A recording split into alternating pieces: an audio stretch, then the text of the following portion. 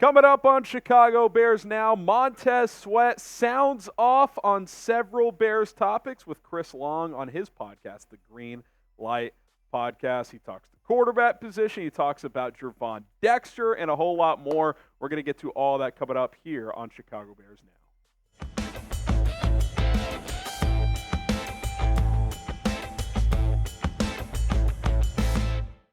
I'm Harrison Graham. Before we get to Montez Sweat's interview and react to that, we're presented by Roan. Listen, the mail closet needed a radical reinvention, and guess who stepped up to the challenge? Not all the other brands you've heard of in the past, Roan. And you can get 20% off at roan.com/chatsports. Their commuter collection is the most comfortable, breathable, and truly versatile set of products known to man. And here's why. Because they got you covered on any occasion. If you need a business professional suit combination, boom. They got dress-up shirts. They got blazers. They got nice slacks that you can throw on. Trying to hit the golf course, get 18 in? Listen, you can throw on their golf polos. If you're trying to be casual, go out for happy hour, they got you covered for that as well. And listen, looking good is easy, but feeling good, feeling comfortable with good-looking clothing, that has not always been easy. Roan has mastered both. Comfortable clothing with their four-way stretch fabric, which is a signature of theirs that allows you to feel breathable, flexible, and if you're on the move, you're not going to feel stiff after a long day of work. Head over to roan.com/chatsports. Code chatsports gets you 20% off. Best part about Roan, machine washable. You're going to save so much more money even in the long run as well, because guess what? You don't have to go to the dry cleaners anymore. Link is in the comments, in the description, roan.com/chatsports, code chatsports. It's RHONE.com/chatsports.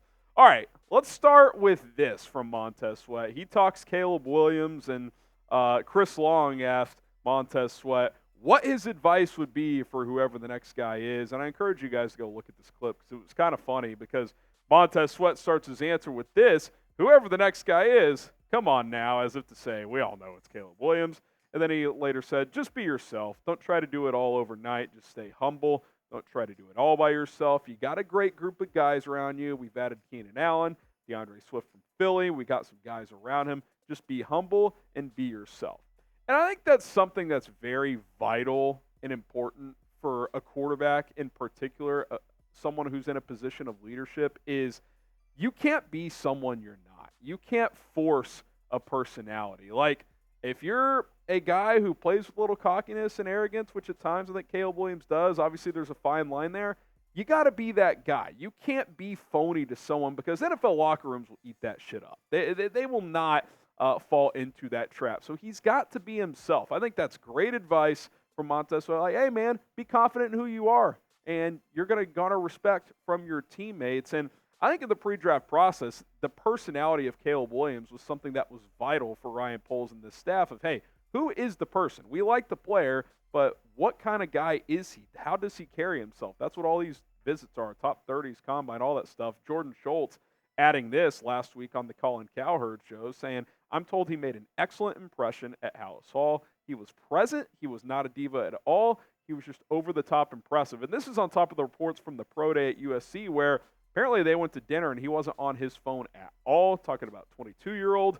I'm on my phone all the time, so I certainly understand how that could come off as impressive in its own right. The reports have been all positive. All the wild, wonky rumors, those have all pretty much dispelled. Now, look, is he a guy that's going to have a brand off the field and this and that? Like, yeah, like he's going to have to balance all that. He's going to have to, figure out which things are worth his time and which ones aren't. The good news is he's been in the spotlight and has had all of these distractions for 2 years now. He's the biggest NIL player up to this point in college football history. So, like, Ryan Poles, Matt Eberflus even talks about that as a positive in his case, where it's like, hey, he's used to the distractions. He's used to the branding, the sponsorships, all that stuff. Now it's about coming in here and balancing your time and obviously knowing what the priorities are.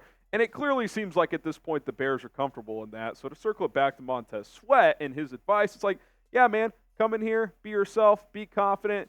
You'll get our respect. It'll take some time, but that's a good piece of advice from Sweat, who's clearly established himself as a leader on this football team. How confident are you that Caleb Williams will work in Chicago? Scale from 1 to 10. I mean, look, you can't say a 10 with any quarterback because it's such a crapshoot. I'll say a 7, which I think is pretty high for any quarterback coming to the Bears because look at the history. But I think the infrastructure is in place. I think Williams has the talent and the right mindset to get it done. I'll go 7. I think that's a moderate response and a fairly confident one as well. Okay, Gervon Dexter, is he ready to make a jump in year 2? Montez Sweat was asked about him and had some good things to say to Chris Long. Here's what he said. He said, he's pretty good. I feel like he's still unlocking himself. I think that's really going to flourish this year. He's a really talented kid. He's one of those quick defensive tackles, but strong as hell too. It's really a sight to see. He's going to jump out on the scene for sure.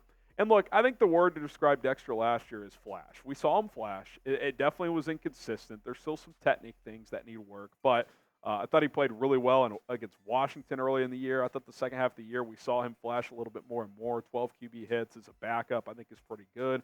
So I think there's definitely something to work with. There's just some things he's got to clean up, like the get off on the snap, the pad level. Those are all things that I think Eric Washington coming in here can help him with heading into year 2 as well. We'll talk more about Dexter and overall, does this defensive tackle group have enough right now, or do the Bears need to emphasize that in the draft? We'll dive into that here in just a moment. But listen, our April subscriber battle is ongoing, and we've made a nice push here. We're almost 100 subscribers ahead of the Raiders report, but I was talking to Mitchell Renz this morning. He's going to gather his minions over there. It's going to be a response from the Raiders report. You can guarantee that. So don't take the foot off the pedal. Let's take them down. We need more subscribers. Almost at 91K on the channel, by the way. Appreciate that. Round of applause to all of you. Love and support. We appreciate it. Daily coverage. It's free. Hit that sub button. You look at the defensive line depth chart. Obviously, Montez Sweat's the man. We know that. But you look at that defensive tackle position in general, you really only have 3 guys that you're comfortable with. And there's question marks with 2 of those, with Pickens and Dexter being second-year guys. Billings has done a nice job establishing himself here. He's your starting nose tackle for now. But, Dexter flash, but is he ready to be a full-time starter? That's still a question. Pickens, I think, as a backup is fine, but I don't think he's ready to be a starter. Even if all 3 of them you felt really good about, 3 is not enough. You need 4, if not 5, and I don't know if Byron Coer is going to be the answer there. Listen, I think if you're the Bears, you really have to consider looking at this defensive tackle group in the draft. I just continue to be impressed by Byron Murphy. He's rising up my board. Jer'Zhan Newton, I think, is a trade-down target from number 9. Obviously, a local guy playing at Illinois. That's an interesting name. Ruke Orhoro out of Clemson is an interesting day 2 option. Tavondre Sweat's more of a nose tackle, but, he's interesting, especially at 75. Obviously, just had that DWI incident. That's going to be heavily investigated by these teams. Chris Jenkins out of Michigan's an interesting one. I think Murphy's the best, not just defensive tackle, but defensive lineman in this draft. I think he's better than all the edges. So if wide receivers are gone at 9, I would be okay with Byron Murphy. I really would. I still like the idea of an offensive tackle. I still like the idea of trading down potentially in that scenario. But if they leave this draft with Byron Murphy, I am not going to complain. You put him in there with Dexter, let the best man win. The other guy can rotate in a lot. Dexter can play some nose tackle at times as well. I think he's big enough to do that. So I just love Byron Murphy's quickness, his power at his size. The guy ran a 4.88 at 300 pounds. I mean, he is a special talent, and I think he would be a great fit to be this team's 3 tech. Now, should the Bears draft a defensive tackle in round 1? Type Y for yes or type N for no. I don't think they have to, or that it's got to be priority number 1, but I'm certainly not against it. I think Byron Murphy or trading down for Jer'Zhan Newton. Trading down for Murphy would be even better, but trading down for Newton could be an interesting fit. Do we have a new member of the FGB club? Montez Sweat talking about the Bears-Packers rivalry, which hasn't felt like one in a while because the Packers have dominated it. He kind of made a bold statement, and obviously actions speak louder than words, but he said this on the Greenlight podcast with Chris Long. He said, I'm going to tell you right now, I'm not losing to Green Bay this year. I can't do it. I can't do it, man. We're not losing to Green Bay this year. Now, again, actions speak louder than words because the action has been a disaster. You've lost 10 in a row. Only 3 of those 10 have been 1-score games, and I think 2 of those 3 have been 8-point games, so not really that close. 1-15 over the last 16 matchups. They haven't beaten Green Bay twice in a row since 2007.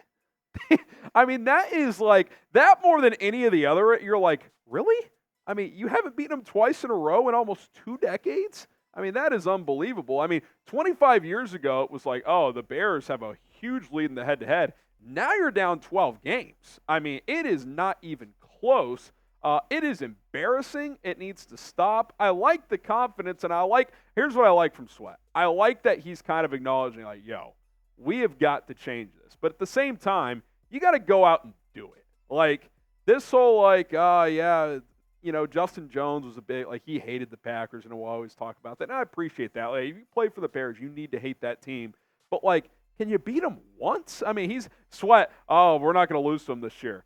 Bro, how about we split with them? Like, let's take baby steps here. You won 1 out of 16. I know you haven't been there for that, but, like, Jesus, man. Like, I've been doing this show since 2020. I haven't seen it beat the Packers. It's 4 years. It's unbelievable. I mean, it's got to stop. And hopefully this year they at least beat them once, because, my God, it's been embarrassing. You know the motto, Bears fans. Spam FGB in the comments. I mean, hell, I'm not a tattoo guy, but if they sweep them this year, I might have to get an FGB tattoo. Kidding, I'm not going to get one, but, man, it would make me think about it because, geez, this has been a tough scene. But there you go, some reaction to Montez Sweat's interview with Chris Long. Again, subscribe. We'll probably be back later today for another video, some more draft visits going on at Hallis Hall, so stay tuned for that. Turn on the notifications so you know exactly when we publish. My name's Harrison Graham. Bear down. Peace.